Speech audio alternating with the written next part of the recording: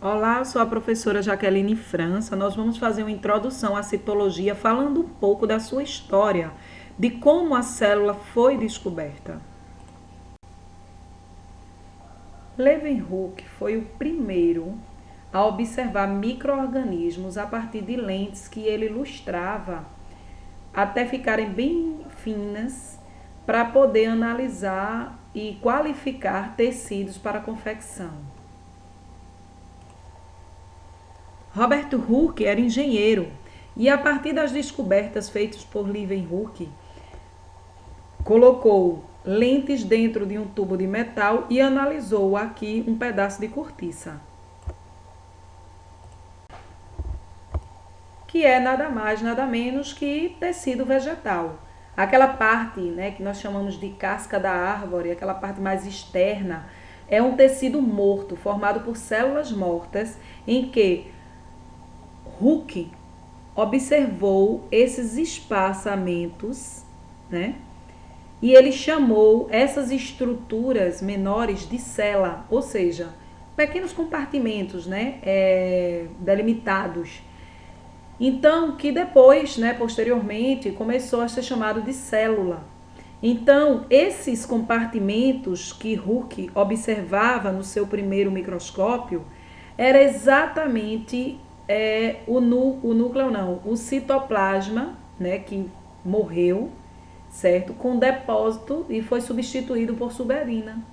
Então, essa substância substituiu o citoplasma da célula que havia morrido. E aqui nós temos, né, um dos microscópios pioneiros inventados por Robert Hooke.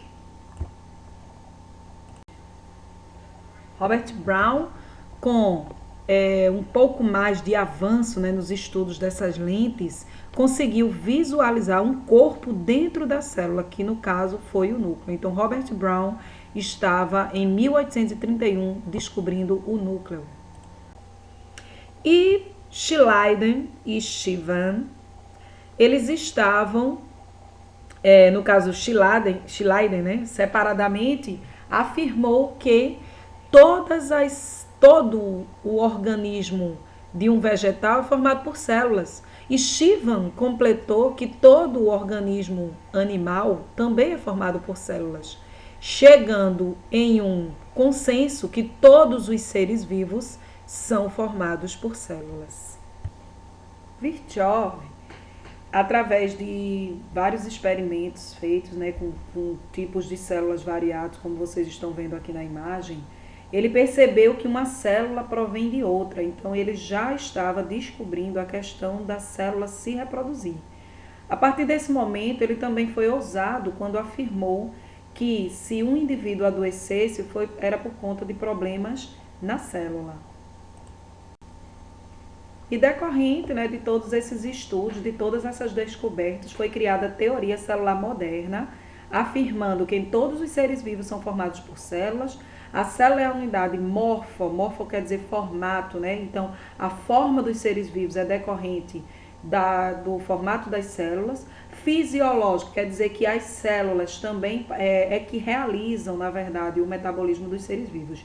E também que toda célula surge de outra pré-existente, certo? Uma coisa que não está aqui presente também é que chegou-se ao denominador que a célula, ela possui o material genético de todo o organismo, certo? Então, um organismo, ele tem toda a sua estrutura codificada dentro do núcleo celular.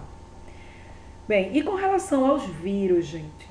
Vírus é acelular, então por muitos cientistas não é considerado um ser vivo, certo? E é um parasita intracelular obrigatório, quer dizer que ele só consegue se replicar, ou seja, se multiplicar, mutacionar, certo? Invadir, causar problemas, né? Realmente em termos de parasitismo, se estiver dentro de uma célula. Então, ele utiliza o metabolismo da célula para poder realizar estes aspectos. Então, para muitos cientistas, ele não é considerado um ser vivo.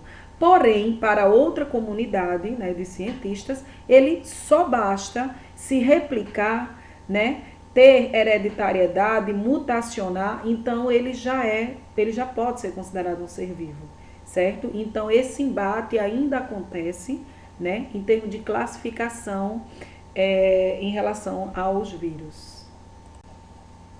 Existem dois tipos celulares, a célula procarionte e a célula eucarionte.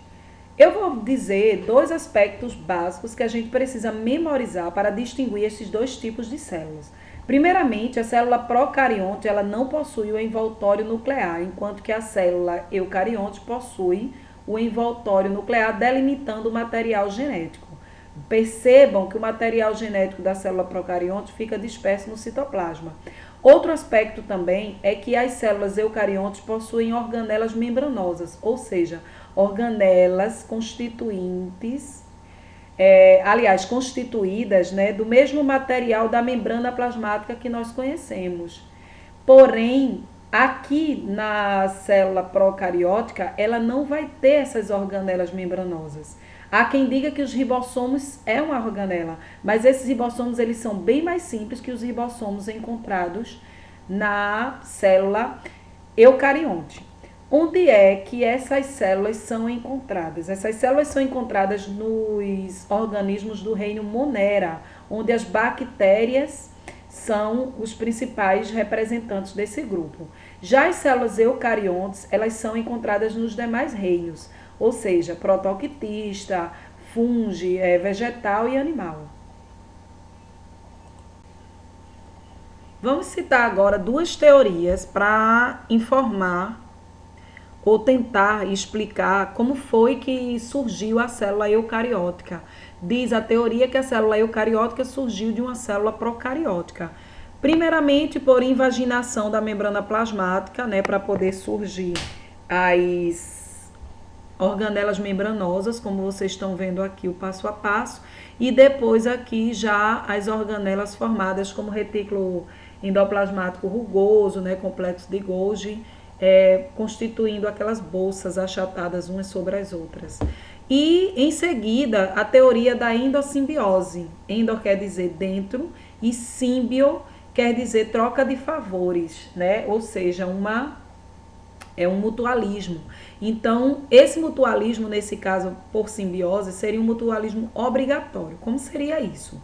A célula invaginou, ou ela absorveu, né, estruturas procariontes do meio externo, e essas estruturas não foram digeridas pela célula, elas ficaram intactas, porém vivendo lá dentro.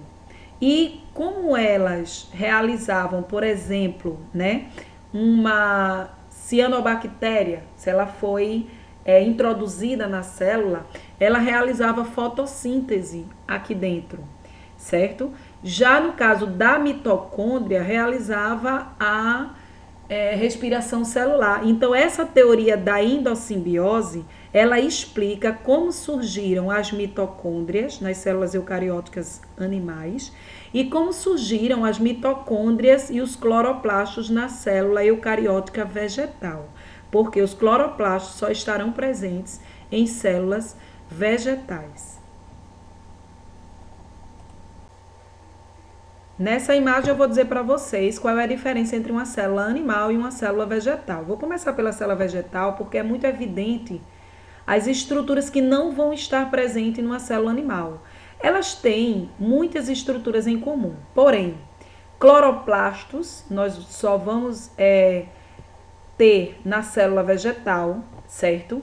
O vacúolo central de água, também na célula vegetal, e a parede celular que vai delimitar esta célula. Nesse caso, a parede celular, ela vai criar um formato exato, certo? Como se fosse geométrico para a maioria das células vegetais. Enquanto que na célula animal não temos a presença de cloroplastos, né, para a realização de fotossíntese, não temos a parede celular e por isso esta célula ela pode assumir vários formatos, né, ao contrário da célula vegetal. Assim também como nós não vamos ter aquele vacúolo central. Beleza? Então tá aí, né, um pouco da descoberta e alguns aspectos, né, de características celulares para que a gente possa entender melhor o próximo slide, que terá a citologia completa. Um forte abraço e bons estudos!